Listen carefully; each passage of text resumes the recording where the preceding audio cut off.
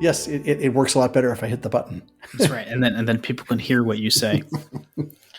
Ladies and gentlemen, welcome back to Bufnagle, the podcast, where we talk about all things good in the pursuit of the adventure of life. I'm Harry. I am returning again. I don't know if I'm a co-host at this point, or an intermediary host, or a gentle reprieve for Rafe as he takes a breath throughout all of his soliloquies as he speaks. But how are you doing? Hey, I'm good. You are formally the co-host, and on occasion you have familial responsibilities that take you away. So, hey, that happens. So it's Yeah, I think it's rare that I sit down in this little office of mine for more than an hour a week. Really. Oh yeah. I don't know, they're the little ones keeping you busy, but your Christmas vacation is coming, I assume. Yes, yeah, very soon, which will be 2 weeks, which is very nice. Oh, that'll be great. So, well, you know what else is great, Harry? We have the world's best listeners because they have made us a global top 10% podcast. They know, and you know, and everybody else should know that they can reach us at bufnagle@bufnagle.com. Remember to share the love, share the buff, give us a 5-star review, hit subscribe, hit like, give us smiley stars or happy dances or whatever else that you give us. Tell a friend to listen, and you will get a free episode. Remember, there's a little link in the show notes there. You can buy me a coffee, or you can buy me a Christmas present. Heck, you could buy me a new car if you wanted. But we'll take whatever we can get, and that would be wonderful if you would do that sort of thing. Harry, we are stuck in the middle of, well, not even, we're at the beginning of winter, and it's starting to feel winterier. It's not technically the beginning of winter. December 21st. Well, but we are in we're not in, what would you call it, astronomical winter.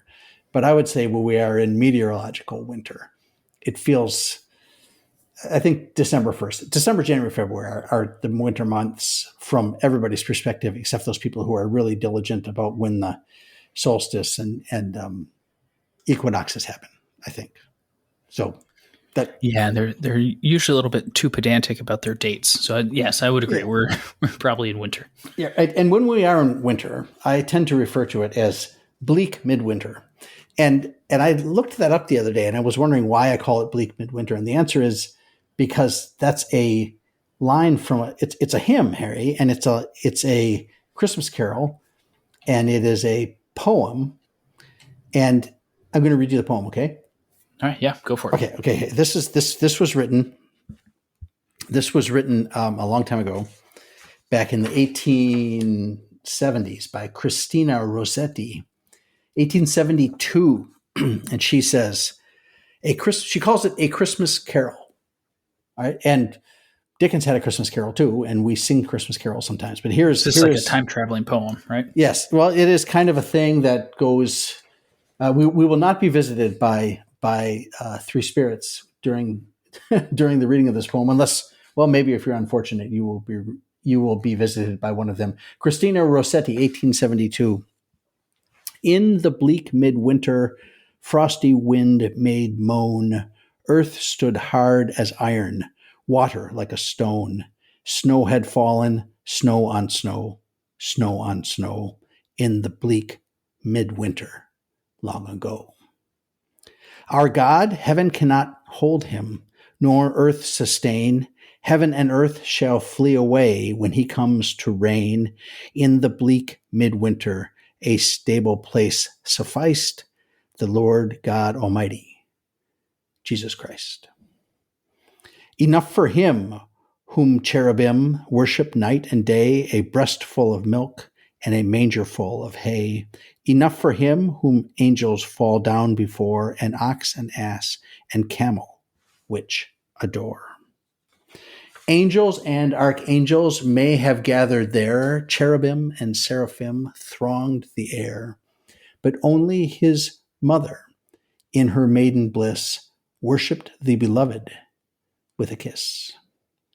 What can I give him, poor as I am? If I were a shepherd, I would bring a lamb. If I were a wise man, I would do my part. Yet what I can give him, give my heart.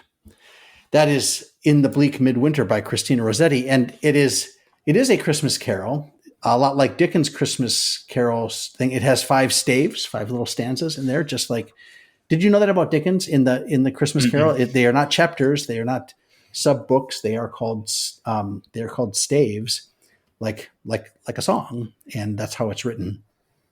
I looked up the word bleak because that seemed to me, I was looking, like last week was kind of a yucky week for us. It was snowy and windy, and it got cold here in central Indiana that we're not used to. And I looked up the word bleak, and exposed and barren and often windswept, cold, raw, lacking in warmth or kindness. And it also has another meaning, not likely to be favorably concluded. That's a bleak outlook, right? Or severely simple. And I have three dictionaries, right, that I use on a regular basis. Did you know this? No. Okay. Well, I got a dictionary when I was in college, or when I graduated high school. I got a dictionary, so that was dated like Is early this different 80s. than the dictionary that you stole in high school? Yes. Okay. So that was more of a dare. Okay. So you know the story, right? I know the story. The listeners don't know the so story. I'm enticing the story out of you right now. That's what I'm doing. Okay, so here's what happened. And you accuse me of going off of the show notes. Okay, so in high school, they decided that they were going to do this thing where they put the little the little sensor chips in every book, in the spine of every book. Okay, and then they put these detector things at the exit to the library. So you had to walk through the sensors with the little scanning thing, like at the hardware store, when you scan the thing. Yeah. And so they shut down the library for like a week, and they put a sensor chip in every, that's where they told us, every book in the library getting a sensor chip.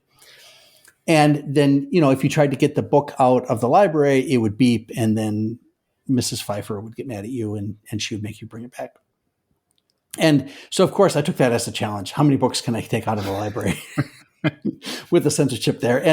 And so we did things like I would like set them, like it wasn't, it was not as well, how should I say it? Not as well locked down as airport security. Or, sure. I mean, it was just, it's a high school library. It wasn't that, we didn't have anything in there. And so I would take books and I would kind of like push them, like I'd go right next to where the rope was, and I'd take it and I'd push it underneath the rope where nobody could really see it. And then I'd walk through and I'd pick it up on the other side, that kind of thing I would do. You could go out the back of the library through like the AV room and like these other secret offices and stuff. And you could pop out back somewhere else in the science hallway, or I forget exactly where it came out, but you could sneak out that way. And I got some books out that way. But my best, what would it be? Illegal appropriation of a book. I was reading I think we had an Oxford English dictionary. It's like 5 or 6 inches thick. It's the one that's always open on the pedestal that people just look at and like, oh, I wonder what this word means. Yeah, and I'm going to look up that word. And I was at that book one day looking up some word like bleak, probably, and it suddenly came to my thought. There's no way they put. I know they didn't put a thing in this book because no one ever checks this book out. I mean, it's not even that's like they didn't put the little sensors on the chairs, Harry, right? Mm-hmm. And they didn't put them on the pencil sharpener, and they didn't put them on, I don't know what else, the planter with, or the, whatever else was in the coffee maker in the back room. They didn't do any of that. So I figured there's no way they put a sensor in the Oxford English Dictionary. And I just closed it up and I put it in we didn't have backpacks back then. I just had a big stack of books that I always carried underneath my arm. And so I took the chance. I just put the books under my arm and I just walked right through the thing, and it didn't go off. I just stole the Oxford English Dictionary. And then I went and I pulled all the other books out of my locker and I returned them to the library, and I said, let me tell you all the ways you can break the system. I'm sure they were thrilled. Yeah, they weren't thrilled. That was not a good thing to do. But anyway, I did steal the dictionary. But I do have 3 dictionaries here. I have one from 1960, one from 1980, one from like 93 or something like that. And what I find really interesting is to see how these words have changed and moved, and how when you look them up on the internet, you tend to get you get the current you get what current usage is. And I don't know if anybody else looks at the Oxford English Dictionary on a regular basis. I don't have one. I should probably get one, but I think you can go online and look it up, which is a good thing. But anyway, bleak sucks. Okay, that's the that's the thing. You don't want things to be bleak. But in college, I had to read. Did you ever read Bleak House? Did you read Dickens' Bleak House? Back on Dickens here? I did not. Okay, so Bleak House is this book, and it's like I have to. It's on my shelf here somewhere. I don't.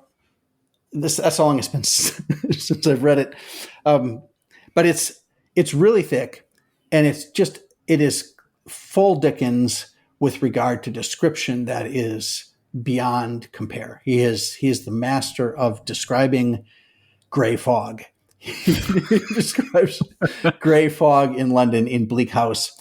And so we were assigned reading this, Harry, freshman year I think I told this story when Ginny was on the show because she was in the class, right? She would have known this. But we were supposed to read Bleak House, one of the 3 novels we read that semester, and I just never I couldn't do it. You couldn't finish it. Yeah, you've told me. Yes, I couldn't finish it, and I faked my way through the assignments and all that stuff, and then when I finished graduate school, I went back and I tried to read it a second time, and that was let's just say that met with the same failed outcome as the first time, and then about 10 years or 15 years after that, I tried to read it a third time, and I failed there again, and I just could never get through Bleak House. And I was telling this guy that I worked with, he was kind of a he was a statistician, but he also had really broad interest in all sorts of things. And I told him I was assigned to read Bleak House in college. And he said, "Oh, Bleak House. Well, that's quite the story, isn't it?" I said, "Well, yeah, it is." And I told him this story that I tried to read it and failed, tried to read it and failed, tried to read it and failed. And he said, "So you never finished Bleak House?" I said, "No, I still haven't got through it." And he said, "You're the only person I know who's read that book properly." I said, "Congrats, you did it." Yeah. What do you mean? He goes, "Well, in the book, and this is the thing. There's this interminable court case that is always running. It's a subplot in the book because there's this. It's called Jarndyce versus Jarndyce, and they're fighting over the estate or the will or something. I don't even remember what it is, but all the way through the book, the court case is always moaning in the background, kind of like that note in a bagpipe song. That's Jarndyce versus Jarndyce going all the way through the story. Oops, I knocked my ruler off the table, and it's always going through the story. And what happens is as the court case goes on and on, year after year after year after year, it just drains all the life and all the energy out of the estate, and essentially there's nothing left at the end. And he told me, he said, the court case is a metaphor for the book. Okay, the court it case just drains you by reading it. Right, and the court case never ends. It just never gets over. And he said, if you want to read Bleak House properly, you have to do it the way you did it, which is never finish it, because the court case never finishes, and that's the same thing. So did you beat the book? I guess. I don't know, because I still don't know what happened. I talked to Faith Moore, who was on, and she has her Storytime for Grown-Ups podcast, which is a great podcast, and she's currently reading Dickens' Christmas Carol because it's Christmas time. Oh, she's not Bleak House. No, she's not. I asked if she would. She said that's one of her favorite Dickens ones, and I said I can't believe that. It's rather bleak. It is very bleak. So anyway, we talked about Bleak House a little bit, but the Bleak Midwinter poem that I just treated you with is that's been put to music at least twice as a hymn. Okay, once by our friend Gustav Holst, the guy who wrote The Planets. Yep, and he has a number of his melodies have been turned into hymns. All right, and another by a guy named Harold Darke or Darke. I don't know. It's Darke, and I don't know if you pronounce the E at the end. Now, he was an organist in London at St. Michael's in Cornhill, and I don't know where that is. I'm not in London, all right? If I were in London, I probably would have read Bleak House, right? But in 1916, this guy started doing weekly Monday noon recitals. Because nothing says Monday like a noon recital. Well, in London, with at St. Michael's Probably Church. people getting bored of reading Bleak House. They've been doing this is the longest continual organ recital ongoing concert thing. It's still going every Monday. Every Monday they do this. Okay, now this guy's dead now. Okay, so he started in 1916, and he was, and he went for 50 years, from 1916 to 1966. He was followed by a guy named Richard Popplewell from 66 to 79, 13 years. Come on, give me a break. First guy went 50, okay? Followed by the present guy, a guy named Jonathan Rennert from 1979 to the present. So the first guy went 50 years. The second guy went 13. The third guy, we're only on the third guy here. It's been 108 years. We're only on the third organist guy. It's like a great monarchy. Yes, it is. And that's been 46 years. Now, this is where it gets interesting for me, because you start, this is the wonder of, I tell you, Harry, we live, this episode started with, man, it's bleak here in the winter, and it's terrible, and it's dark, and bleak sucks. But it turned into one of these things that is, I find joyously fun. All right, so this guy Rennert studied under Popplewell, the guy who was organist before him. He studied there, of course, right? And he also studied under a guy named William Lloyd Webber. Now, it's not Lloyd like in the Lego movie. It's just William Lloyd. William Lloyd Webber. Okay, and you might have heard of Andrew Lloyd Webber, who is the guy who did Cats and Superstar and Phantom and Evita and Joseph and the Amazing Technicolor Dreamcoat and all those other ones. And Andrew Lloyd Webber pretty much he reinvigorated and brought back the musical in the 70s and 80s. And so Andrew Lloyd Webber and this guy who's now the organist dude who's following up with Dark's Monday recitals. They're like buddies. They both studied under Lloyd Webber's father. Yeah. So anyway, this is what you can get if you just click on those links in the Wikipedia thing as you're digging around. We call these rabbit holes. Yeah, these are rabbit holes. This is one of those rabbit hole episodes that because none of our other episodes are rabbit. We never get distracted. Everything is exactly according to plan. But okay, so what I was thinking this though, because we are in the middle of what I'm calling bleak midwinter. And winter I would say it's hardly bleak. Well, it's not really bleak, but I live I have a warm house, Harry. I have a car I get to drive. The electricity tends to stay on. We have food to eat. My kids aren't dying of scurvy. It's things are going pretty well. But I'm thinking about this because in the bleak midwinter, he talks about how the winter was bleak, but then Jesus came with Christmas is really what the story says. And you said Jesus came with Christmas, and in my mind, I've got a picture of baby Jesus like hauling Santa's presents on his back. Yeah, well, he came bearing Christmas. Yes, it was really good. What was life like in the middle of winter when the days are short, it is cold, and the sun might come up at 8 a.m. and set by 4. You have 16 hours of darkness. We can ask our friends on endurance and how that worked for them. Yeah, well, but they had one thing. They had the hope that comes with Christmas, right? They had Christmas. They had I'm trying to figure out what would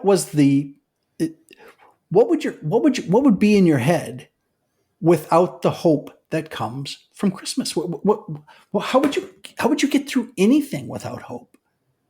That's an open question to you. That's what would it do? Now you're looking all hopeless. You're looking all hopeless. I don't have an answer. Life without Christmas would be what do? You would be one of these nihilistic, you're born, you live, and you die, and that's it. And that's got to be a really empty, kind of hollow way to see things. But I think if we have a podcast about all things good in the pursuit of the adventure of life, this idea that there is a Christmas and that there is redemption on the other side, if you can make it go right, then that you have been granted this gift, Harry, this gift that you don't deserve, right? I mean, isn't that the whole thing with Santa Claus, right? Do you tell your kids about Santa? Is there a Santa thing in your house? There's a Santa thing, yeah.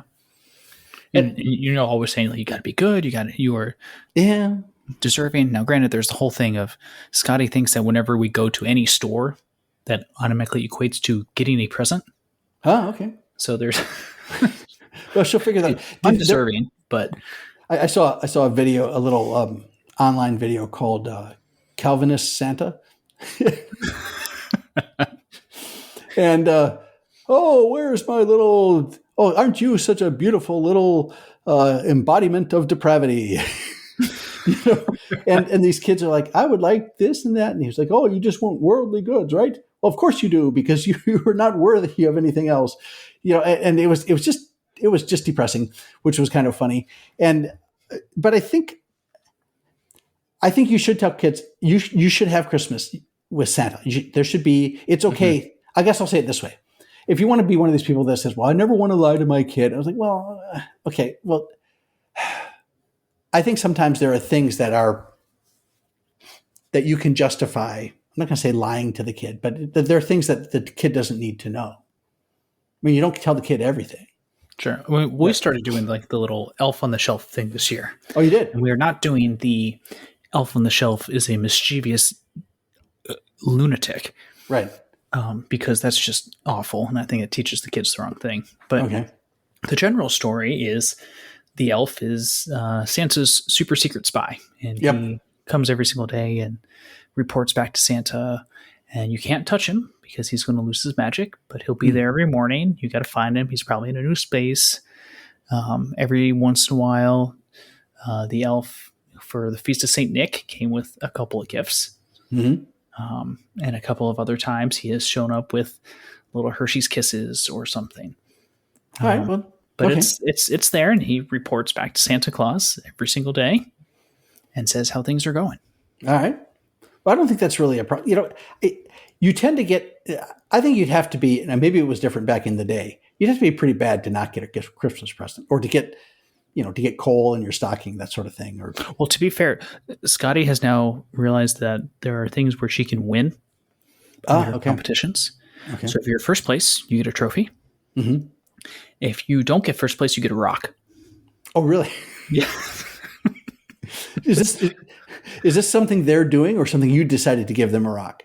I think I mentioned it once, and she latched onto it. Oh, you get a rock. Okay. All right, you get a rock. All right. Yeah. Okay. Well, but it's okay. Like Christmas, if you go back, we have some Christmas episodes early in the podcast a couple of years ago, and you can go dust those off. But I think if you tell kids about Christmas, you're telling them that sometimes you get a gift that comes just because you are loved. That's why. That's the only reason. And I think that's the whole Christmas lesson. Isn't that what John says? God so loved the world, he sent his only begotten Son. There you go. That's why you get this gift, even though you don't deserve it. And Santa kind of represents that. It's a representation of a materialistic. Yeah. Yeah. And no, it's turned into all sorts of things. You can get sexy Santa elf costumes, and you can get it can get bizarre, right? But the idea that sometimes you get a gift just because you are loved is that's a truth. That is a true thing. And if Santa embodies that idea, then Santa's real.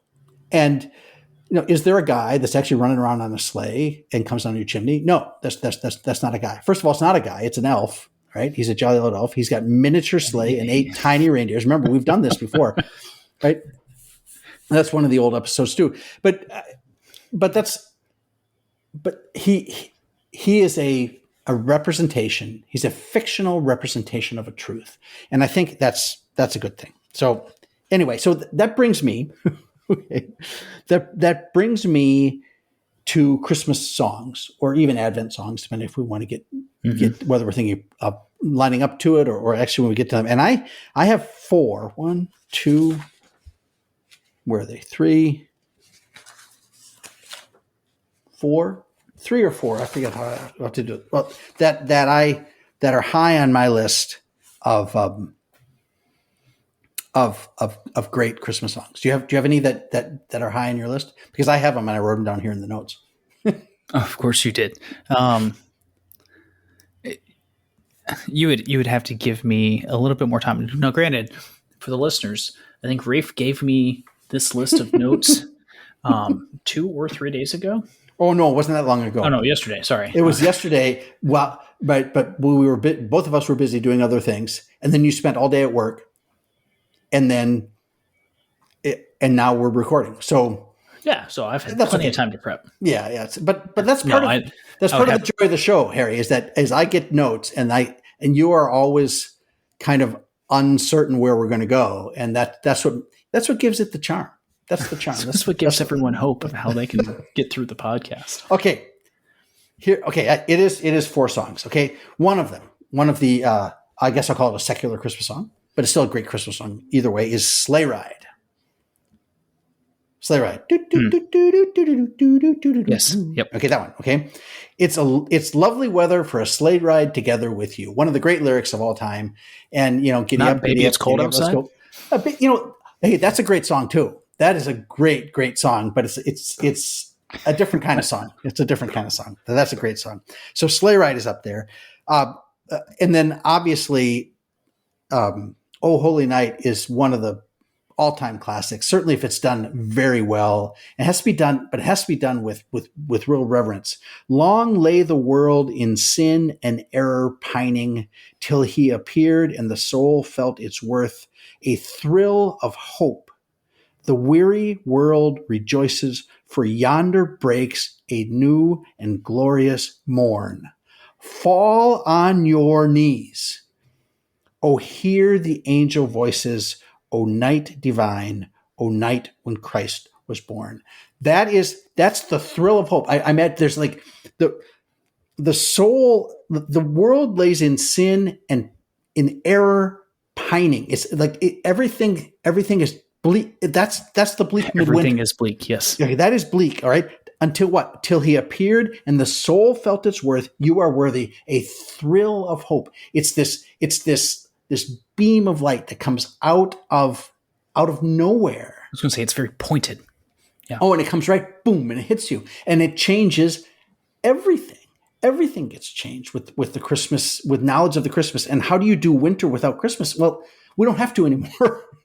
We have that. The weary world rejoices, for yonder breaks a new and glorious morn.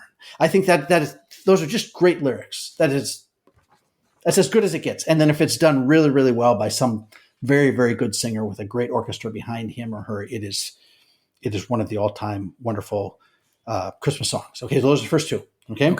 And the other 2 are rather, they're more less well known, I guess. Okay. And the first one is it's called "Cradle in Bethlehem." Have you heard that? You've heard that because I'm sure I have. Yeah. Okay. And this was done in the 50s or 60s. It reached kind of pop music status with Nat King Cole when he did this one. Okay. Sing sweet and low your lullaby till angels say amen. A mother tonight is rocking a cradle in Bethlehem. While wise men follow through the dark, a star that beckons them, a mother tonight is rocking a cradle in Bethlehem. A little child shall lead them, the prophet said of old, in storm and tempest keep them until the bell is tolled. Sing sweet and low your lullaby till angels say amen. A mother tonight is rocking a cradle in Bethlehem. And it's Nat King Cole, which is like, he's got a voice like hot cocoa. All right. I mean, this is so smooth and so good. And it doesn't get, if you can only buy one Christmas album, it's got to be Nat King Cole's Christmas album. Yeah, that's true. That guy just ruled the world with that stuff. And then the last one I have, this one is interesting because I first heard this one only as an instrumental on one of those Google stations or an Amazon station or a Netflix station, whatever, where you can just get, where you get music, and you say, play me Christmas songs. And the next thing you know, you get 600 Christmas songs. There's like 10 Christmas songs, but 600 versions of those 10 Christmas songs. Yep. Right. And this is this was the version I heard was a piano version by a man named Paul Cardell, who was very interesting. You can read his biography. We're not going to go into that one, but Paul You don't want Cardell. to go down another rabbit Well, I hole. did go down the rabbit hole, but I'm not going to. I'm not going to do it here. What's interesting to me is the song is called "Still, Still, Still," and apparently it's an Austrian hymn. And I've dug all over the internet trying to find the lyrics. Now, notice the definite article, the lyrics. I've found no fewer than 5 versions in English, and I found some German versions, some German verses that I can run through the translator. But then I found like other versions of this song by different people have different verses, and I don't know which ones are the right ones. But the song is beautiful, and I'll put the song. The song will be in the bumper music to this episode. I'll borrow that from for it. We can't talk about a song if we don't tell you what it is, right? So we use fair use doctrine there. All right, and some of the lyrics, some of the verses go like this: "Still, still, still, one can hear the falling snow. For all is hushed, the world is sleeping. Holy star, its vigil keeping. Still, still, still, one can hear the falling snow." And that one, if you've heard this version by Paul Cardell, and the other versions too are just as good, unless it's Schroeder on the toy piano, and some deliberately bad heavy metal band. Harry, you can hear falling snow. Yes. Mm-hmm. By the absence of sound. Well, if you listen carefully, you can hear it. It kind of crunches, especially if it crunches or it crystallizes and kind of gives this. Yeah, there's a little white noise in there, right? Yep. But the other thing it does is it blocks so much other noise that if you wake up in the morning, regular morning in the winter, and it's really, really quiet, you're like, oh, it's snowing. And and that's the sound. And still says one can hear the falling snow. Next verse, sleep, sleep, sleep. 'Tis the eve of our Savior's birth. The night is peaceful all around you. Close your eyes, let sleep surround you. Sleep, sleep, sleep. 'Tis the eve of our Savior's birth. Dream, dream, dream of the joyous day to come, while guardian angels without number watch you as you sweetly slumber. Dream, dream, dream of the joyous day to come. And then there's some other verses that I found, just bunches of them. Still, still, still, he sleeps this night so chill, the virgin's tender arms enfolding, warm and safe, the child are holding. Still, still, still, he sleeps this night so chill. Sleep, sleep, sleep, he lies in slumber deep, while angel hosts from heaven come winging, sweetest songs of joy are singing. Sleep, sleep, sleep, he lies in slumber deep. And then I found some German ones, which I don't read German, and we couldn't get Luke on here in short notice. but you can translate these to other verses that don't really match the ones I've given you. So there's like at least 10 different kinds of verses, and one of them is a little bit I've heard that there's secular verses, but none of these are really secular. You can hear the falling snow, but that still has a holy star keeping its vigil. So it's I don't know. Still, still, still is one of my new all-time favorite Christmas songs. I thought of one while we were doing things, research things, and it's Joseph's song. Oh, okay. Bring it on, man. And you know this one. Do I? Yes, you did. We heard it. Okay, remind me. You do. We heard it, I think, every single Christmas Mass we went to after communion, sung by our cantor. Well, so wait. Our cantor in Nashville, right? In Nashville, yeah. And for what it's worth, the cantors in Music City are top notch. Yes, yep. Every church you go to has somebody who is like, oh, I didn't know you have how many albums? Yes. We get free concerts every week. I remember listening to this song growing up, and you kind of listen to the lyrics and you think they're very, very nice lyrics. And I think every single father in church was teary-eyed. Yeah.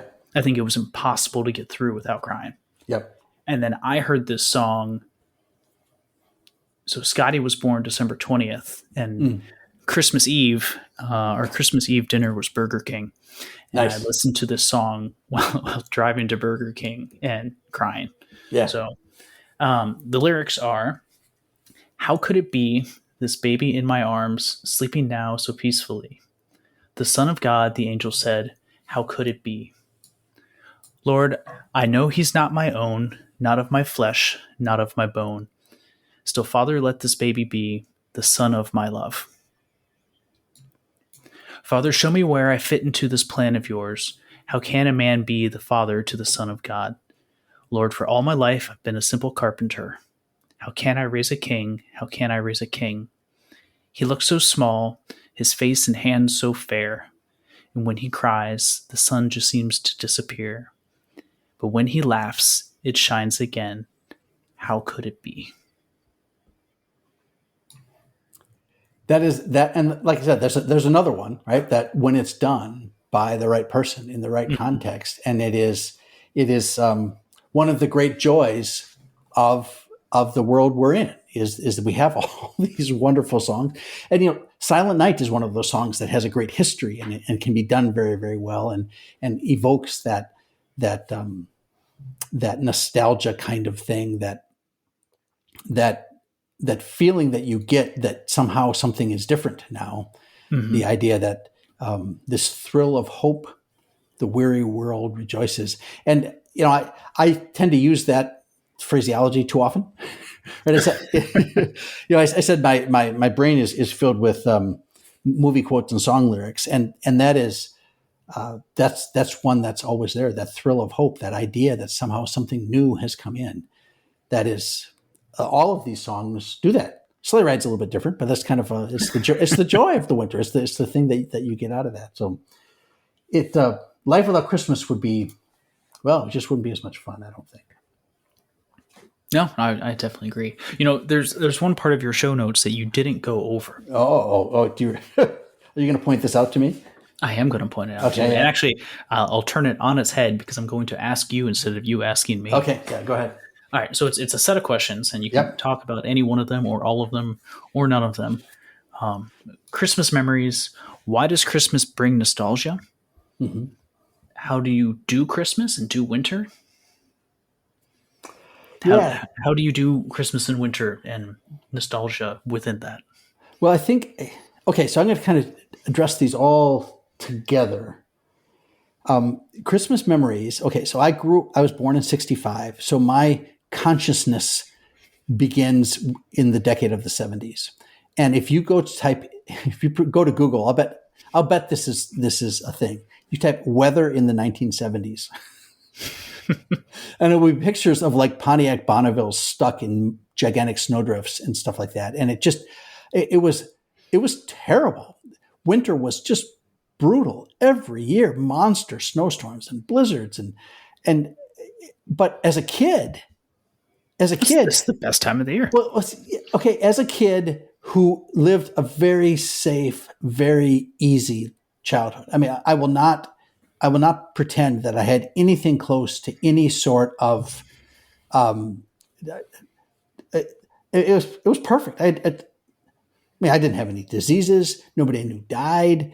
There was never any problems. I mean, anything that happened was outside of me. I mean, I just got up in the morning. I played with the model trains in the basement. We built snow forts in the afternoon. We rode our bikes around. I mean, it was like, I never wanted that to end, and that's why it hasn't ever ended. But when I think about like, how do you do winter and how do you do Christmas? Well, I know people, I'm going to say up north because I live in Indiana now, and that's still quite a bit south from my friends in Wisconsin, and certainly northern Wisconsin, where it's a winter wonderland up there, and all those other places too. Everywhere up 45th parallel and above, it is winter is its own season with special things, and whether that means snowshoeing or Harry, we used to have parties on the pond in late January. We'd grill out on the pond. We'd get a guy had a pickup with a snowplow in the front. We'd plow off the pond and we'd skate and we'd grill and we'd have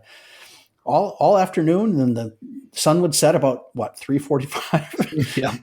And then we'd have sodas, and because we were kids, and we would, go on, and then it got cold, really, really cold, and we go inside and light the fire in the fireplace and in the wood stove, and it was just like, it was like real life. It was we did real things.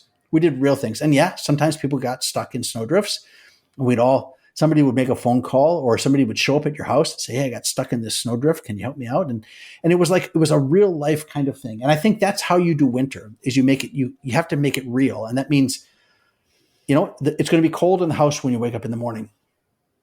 Mm-hmm. And what you do is you break the cold. You turn the furnace on, you fire up the fireplace, you do whatever you have to do to fight back on that in a real life way. And you do Christmas the same way. You do it intentionally. And Christmas starts way, way, way, way back at the beginning of Advent, and you have to prep it. And I think the way to do Christmas well is to try to do Advent well, and focus on hey, everybody loves presents, and I love presents, and I love good food, and I love candy and cookies and all the other stuff, the trappings that come with it. But I think that the thing to do is at its heart, it is Christ Mass. And there's a reason for that. There's a thrill of hope, and a weary world rejoices. It's a religious thing, and you have to fully appreciate that. Watch The Grinch. The Grinch is one of the great Christian allegories of all time. It is great. The Who's down in Whoville, they were singing, right? They sing. They have no Christmas left. From the Grinch's point of view, they have no Christmas left, but they're singing. How could that be so? It came without ribbons. It came without tags. It came without packages, boxes, or bags. And his heart grows 3 sizes that day.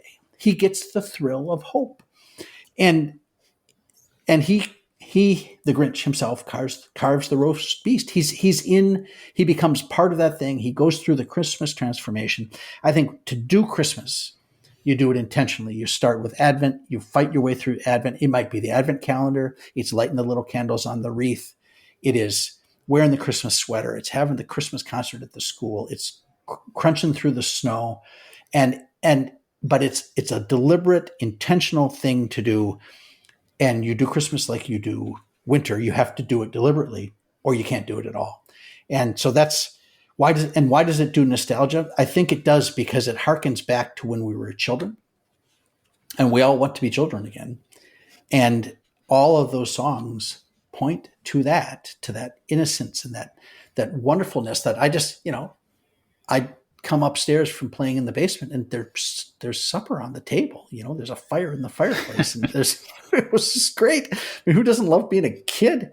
Now, granted, some kids don't have that, and that's why that's why there's so much effort to bring, to bring Christmas to the kids, right? What do they do with that? I know in Tennessee, the Tennessee Titans have, what do they call it? The field of toys or something. Like, you can bring toys to the stadium. They cover the entire football field with donated toys. And it's like, you say what you want about millionaire football players and football, and you know what? It's a great thing that football happens and it wraps up in the wintertime. It is a wonderful thing. And Christmas is a part of everything. And at its heart, it is a thrill of hope, and a weary world rejoices. That's what I think. Well, I don't think I can say it any better than that. I'll give our listeners something to ponder upon. I believe you've done that well for them, but that I will also remind everyone to seek the good, live virtuously, and flourish, and enjoy the adventure of life.